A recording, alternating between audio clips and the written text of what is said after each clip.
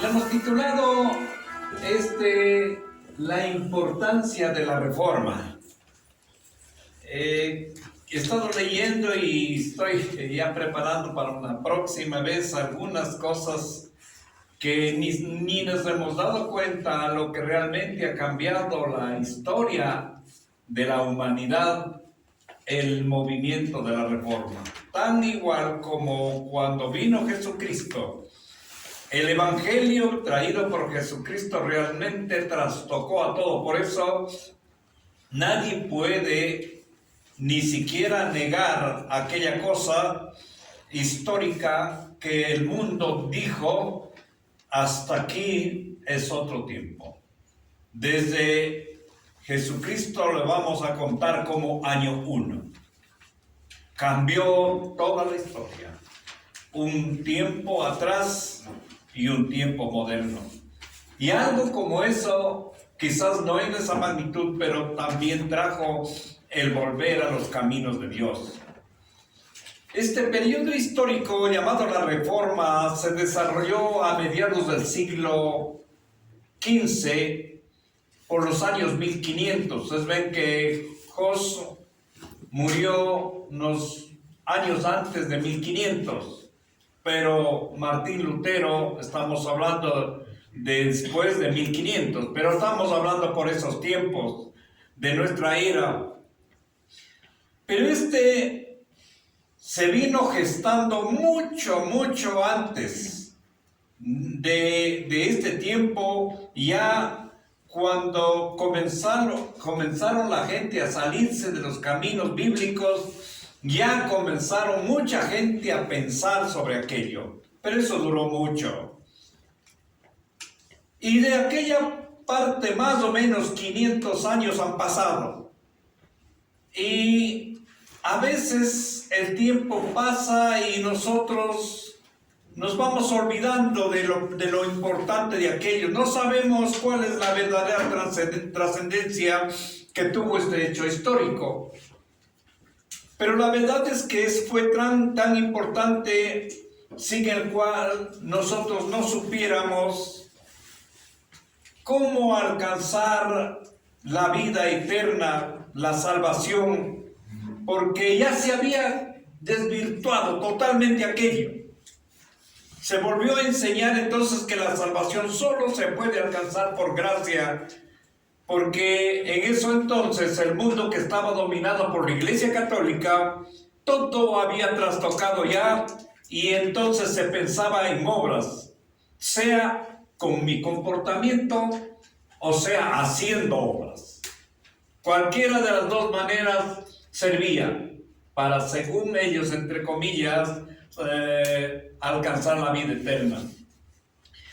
Pero resumiendo las razones por las que se dio la reforma, esto no voy a hablar en este día, generalmente solo voy a pasar así tan rápido.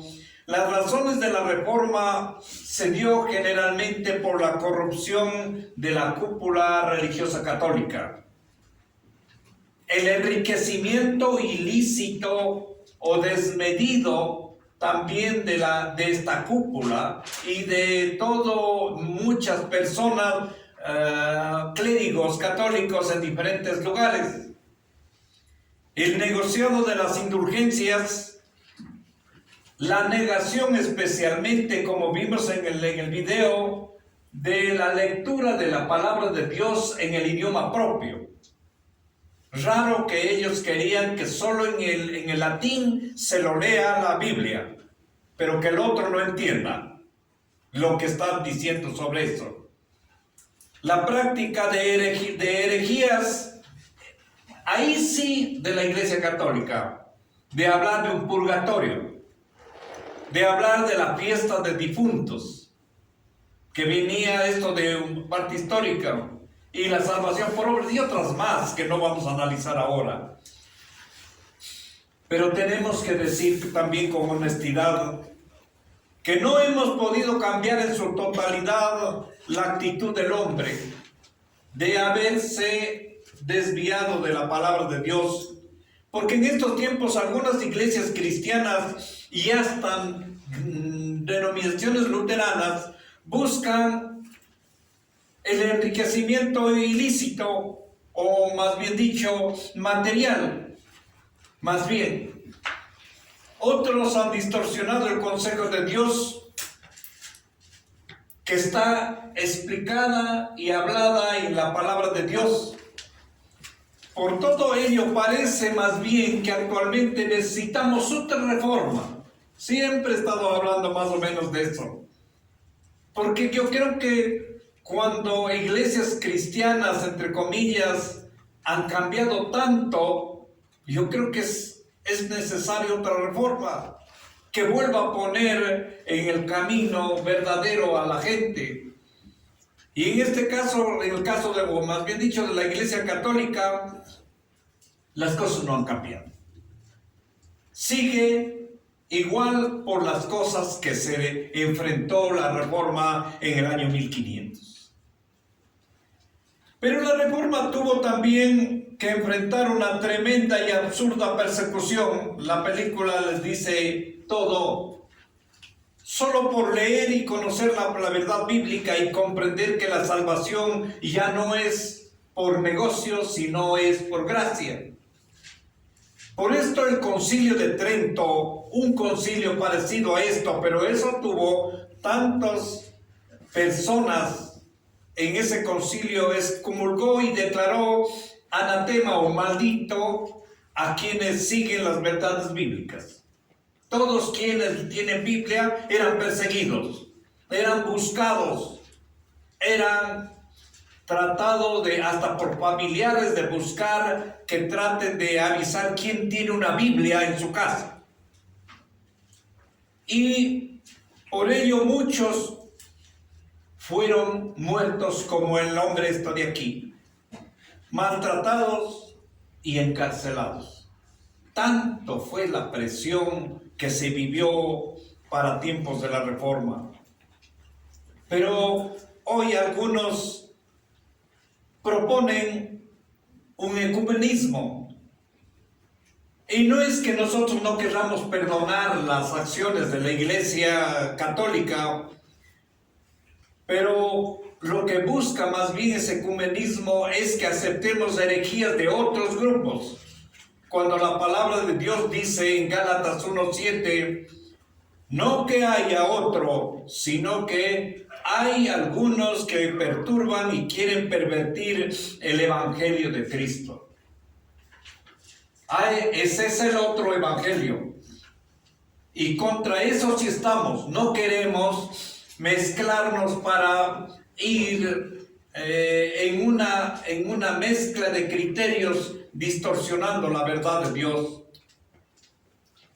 La reforma se inició en los mismos conventos, como podemos ver. Martín Lutero es consecuencia de un convento. Juan Hus, igual de Bohemia, parte de Alemania y parte de aquello, fueron parte o comenzaron allí.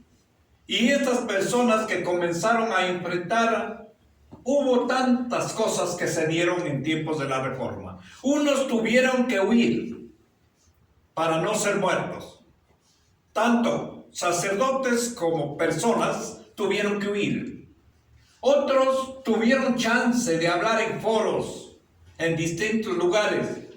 Otros se convirtieron en profesores, en educadores, para poder hablar del Evangelio. Por eso tenemos a La Salle y Calazán, Fray Jodocorrique, hombres, sacerdotes católicos, hay que reconocer, pero realmente que tuvieron otra visión. Ellos entregaron todo de sí por educar. Nosotros ahora un poco relacionamos Iglesia Católica, cura, con todo aquello que hicieron mal. No fueron todos. Hubieron muchos que se hicieron bien. Pero otros fueron quemados. Otros ni siquiera era la Iglesia Católica, se determinó el dueño de la verdad total. Por eso que Galileo Galilei murió encarcelado y obligado a retratarse de su teoría científico, del que nosotros hoy estudiamos, eso tuvo que retractarse para no ser quemado, pero murió en la cárcel. Y vimos, y lo que vimos esta mañana nos muestra personas quemadas.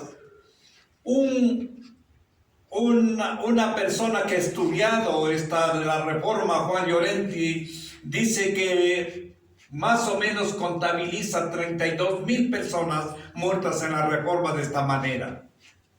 Y 300,000 fueron obligadas a retractarse, pero tuvieron muchos que morir en la cárcel. Eso era la consecuencia de la Reforma. En este contexto aparece el famoso Martín Lutero, 1517, escandalizado por la venta de indulgencias, negocio de la salvación para poder perdonar pecados por dinero, que fue ordenado por el Papa para financiar, según él, la catedral. Bueno, y se usó también eso, la catedral de San Pedro, pero no solo eso, sino era para gastar en orgías que se vivían en el Vaticano. Había un derroche terrible de la alcurnia católica en Roma. Para eso se necesitaba dinero. Por esto Martín Lutero clava en la puerta de la iglesia de Gutenberg, Alemania, las famosas 95 tesis, que era un explicativo de por qué no pagar la bula papal. Pero en verdad, este hombre, este sacerdote, no estaba deseoso de separarse de la iglesia católica, sino que él planteó estas tesis. Las tesis son las mismas cosas que sabemos ahora. ¿Qué es una tesis? Un pronunciamiento para discutir. Y nosotros a veces ya no le damos el valor porque lo puso en la iglesia. En tiempos, yo todavía recuerdo en el Cisne, cuando ahí no se ponía en la iglesia, pero a la salida de la iglesia, el teniente político o el sacerdote se ponía a la salida de la iglesia después de una misa y daba información sobre alguna cosa, problemas de vacunación, problemas de una minga de carretera, problemas que han mandado del juzgado de Loja, etc. Allí se daba una explicación, se llamaba y la gente toditos salían afuera y se ponían, nadie se iba y se quedaban oyendo las disposiciones del sacerdote. Esto es lo que pasaba en aquel entonces en Europa. Cualquier novedad, cualquier noticia se ponía en la iglesia, en las puertas de la iglesia. Entonces, por eso es que Martín Lutero saca sus tesis, solamente pronunciamientos para discusión. Estas eran las tesis. Esas 95 propuestas los puso allí para que toda persona que quiera conversar sobre esos temas se lo haga. Eso es lo que quiso hacer Martín Lutero, pero realmente tal vez pocos sí discutieron, pero la mayor parte no se hizo como él tuvo previsto para eso. Lo que él quería llamar la atención a eruditos de su tiempo, a académicos, para que a la luz de la Biblia se explique el absurdo de la corrupción que estaba cayendo la Iglesia Católica por la manera de vivir en Roma, por la manera de adquirir dinero y por no permitir que se pueda leer la palabra de Dios. Pero la gota que derramó el vaso, ustedes lo saben, fue la presencia de Juan Texel, que fue mandado por Roma para predicar estos absurdos que estamos hablando, que como decir, por ejemplo, como tan pronto al caer una moneda dentro, porque el cofre era de hierro, sonaba la moneda, el alma era salvada del purgatorio. Ya se habían inventado el purgatorio, que es un paso para salir al cielo, y que ahí estaban todos nuestros antiguos parientes papás, mamás, hermanos, compadres, etcétera. Y si alguien quería ayudar para que se queme menos y salga rápido de ahí del purgatorio, entonces yo pago una bula papal y salía directamente. Por otra parte, visitar Roma en aquel tiempo era un privilegio para un sacerdote. Y así son las casualidades. La orden de los agustinos, donde él pertenecía, a él justamente lo delega para que se vaya a conocer Roma, a estar en Roma,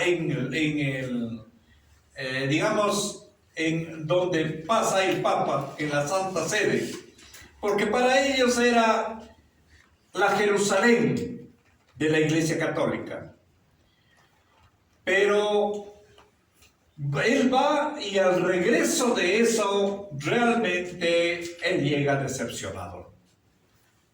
Se decepciona tanto por la corrupción moral que él pudo ver con sus propios ojos cuando llegó allá. Luego, este sacerdote en 1511 fue mandado al monasterio agustino de Gutenberg para obtener una licenciatura en teología. En 1512 alcanza el doctorado, pero seguía él con un problema de no poder encontrar la paz de su alma. Por eso él tuvo que encontrarse con otros superiores de él que le trataron de enseñar los salmos, dice que para poder aplacar esa inquietud que tenía él.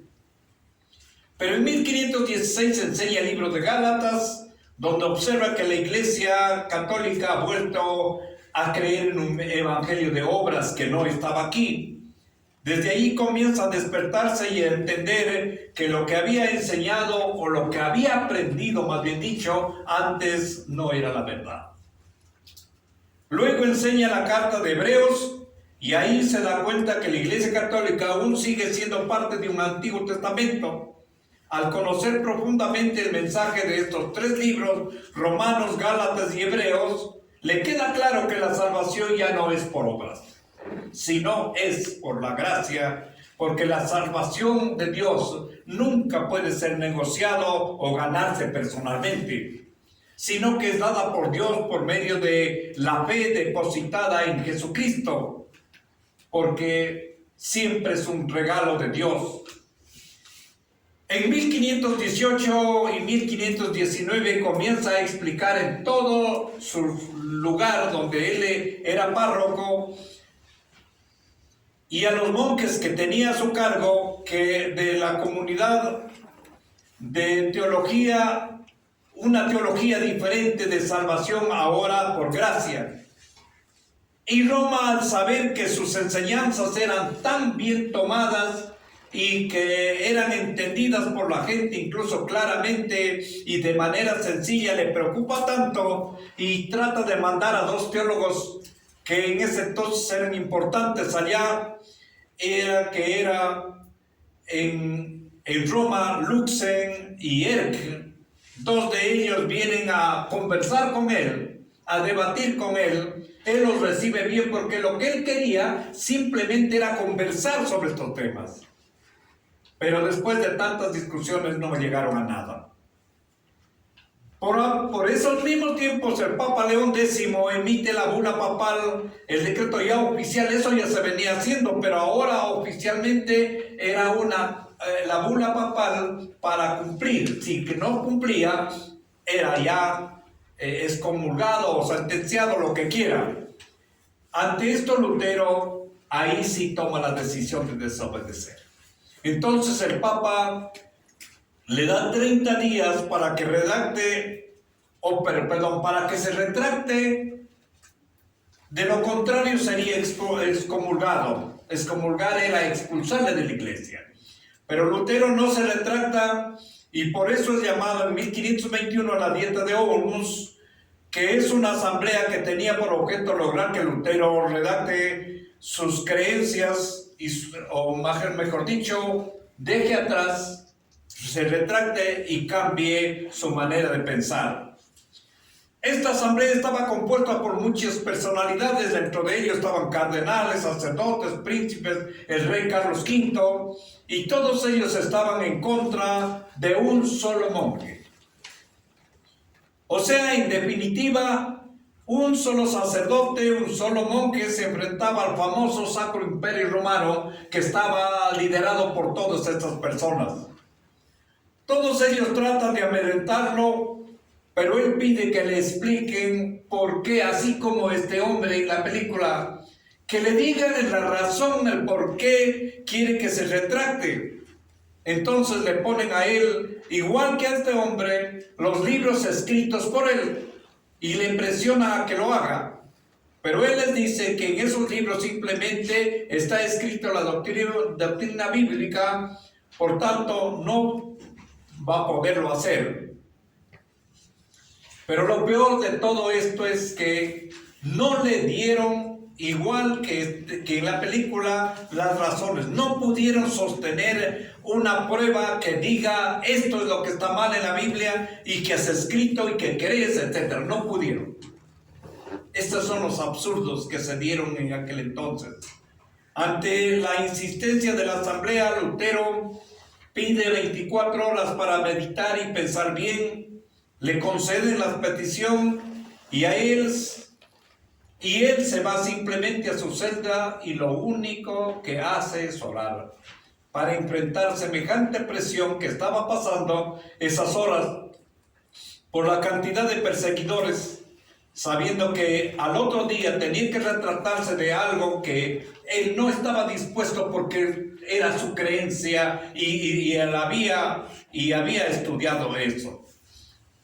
Por eso quiero compartirles en esta mañana un resumen de la oración de Martín Lutero realizada antes de presentarse a la dieta de Ormus.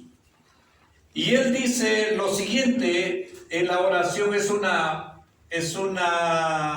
no es todos, porque él había orado casi toda la noche, pero los puntos principales él lo dijo a Dios esto. También tienen que entender que son traducciones, por eso a veces algunas cosas tienen alguna cosa que no se entiende muy directamente. Pero él ora así: omnipotente y eterno Dios, qué terrible es este mundo, cómo quiere abrir su boca para devorarme, y qué débil es la confianza que pongo en ti, Dios mío. Protégeme en contra de la sabiduría mundanal. Lleva a cabo la obra que no es mía, sino tuya. No hay nada que me traiga aquí. No tengo controversia con estos supuestos grandes de la tierra. Desearía pasar los días que me quedan de vida tranquilo, feliz y lleno de calma. Pero la causa es tuya, es justa, es eterna. Dios mío, ampárame. Tú eres fiel, no cambias nunca. No pongo mi confianza en ningún hombre. Dios mío, ¿no me oyes? ¿Estás muerto? No estás muerto. Más te escondes. Dios mío, ¿dónde estás? Ven. Yo sé que me has escogido para esta obra. Levántate pues y ayúdame. Por amor de tu amado Hijo Jesucristo, que es mi defensor, mi escudo y mi fortaleza, ponte a mi lado. Estoy listo, dispuesto a ofrecer mi vida, obediente como un cordero, en testimonio de la verdad. Aun cuando el mundo estuviera lleno de demonios, aunque mi cuerpo fuera descuartizado, despedazado y reducido a cenizas, mi alma es tuya. Tu sagrada escritura me lo dice. Amén. Dios mío, ampárame. Amén. De esa manera él oraba en la noche y al otro día regresa y se encuentra con el mismo auditorio que le presiona y que revoca su decisión Y ahí lanza una de las frases históricas que tiene Lutero. Y la frase que él dice es: yo no puedo retractarme de todo lo que he escrito y lo que he dicho, a menos que me convenzan con las escrituras o con una razón evidente. De lo contrario no puedo hacerlo, porque uno no puede ir en contra de su conciencia, y aquí estoy, con Dios que me ayuda. O sea, en definitiva, él dijo: yo no me puedo retractar a menos que me muestren con la Biblia que yo estoy equivocado. Ante esto, el Papa promulga una bula excomulgándole a Lutero el 25 de mayo, el día de mi nacimiento de 1521, perdón. Entonces Lutero sale en la noche del monasterio donde es secuestrado. Él pensó que eran sus enemigos, pero luego se da cuenta que eran sus propios amigos que lo hicieron para protegerlo. Esto estaba mandado por el príncipe alemán Federico II de Sajonia, quien lo llevó a su castillo, y allí Lutero aprovechó el tiempo para traducir el Nuevo Testamento del griego al alemán en tan solo 3 meses. Era un hombre muy académico, muy grande. Él sabía que en el Evangelio, en estos 15 siglos, se había cambiado totalmente por los intereses de personas de la iglesia, pero lo más equivocado era la salvación y el negociado por la salvación. Por eso casi no se entiende muy claro, pero la Reforma resumió en sus postulados los 5 solas. Solo la Escritura, solo la fe, solo la gracia, solo Cristo y solo la gloria para Dios. En eso se resume todo. Se han escrito los volúmenes de Martín Lutero, no se imaginan cuánto escribió él. Son cantidades de libros que escribió él. Y la Reforma, con otros reformadores y todo, hay bibliotecas llenas de información escrita por ellos. Pero no se puede negar que la Reforma fue ayudada también por la imprenta de Gutenberg. Esta aportó grandemente a este movimiento, porque el Nuevo Testamento dice que, traducido al alemán, en un solo mes, ya no solamente que se imprimió, sino que ya estaba casi en todas las casas de los alemanes. La Reforma en verdad produjo una revolución en todos los campos de la iglesia, esta iglesia tradicional. Por eso su resistencia cambió la forma del culto, porque antes, todavía yo puedo recordar eso, y tal vez las personas más adultas, el cura siempre estaba dando la espalda al pueblo y solamente estaba para allá al púlpito. Desde ahí se dio la vuelta para tratar de hablar y enseñar la palabra de Dios directamente con el público presente. Por eso hoy nosotros, como luteranos, recordamos y celebramos la Reforma, porque esto movió el piso de aquellos que habían distorsionado el Evangelio de Jesús. Y nosotros, con este ejemplo, tomemos fuerza para defender, para interpretar genuinamente la palabra de Dios. Queridos hermanos, el momento que nosotros aflojemos esto, ya vemos cómo están en las otras iglesias. Eso es terrible. Tenemos que mantenernos, no distorsionar el Evangelio de Jesús, para mantener genuinidad en esto que nos dio nuestro Padre a través de nuestro Señor Jesucristo, para que la iglesia sea una iglesia que le espere genuinamente a Jesús Y aunque tengamos, mis queridos hermanos, que soportar persecuciones como tuvieron que hacerlo en tiempos de la Reforma, mantengámonos firmes. Ahora va a ser seguramente otro tipo de presión, y ya lo están viendo ustedes. Es las redes sociales, es la sociedad y es todo que comienzan a presionar a todos. Mantengamos la firmeza por Jesucristo nuestro Salvador. Amén. La Iglesia Evangélica Luterana, Jesucristo Cordero de Dios. También nos puedes visitar en las siguientes direcciones: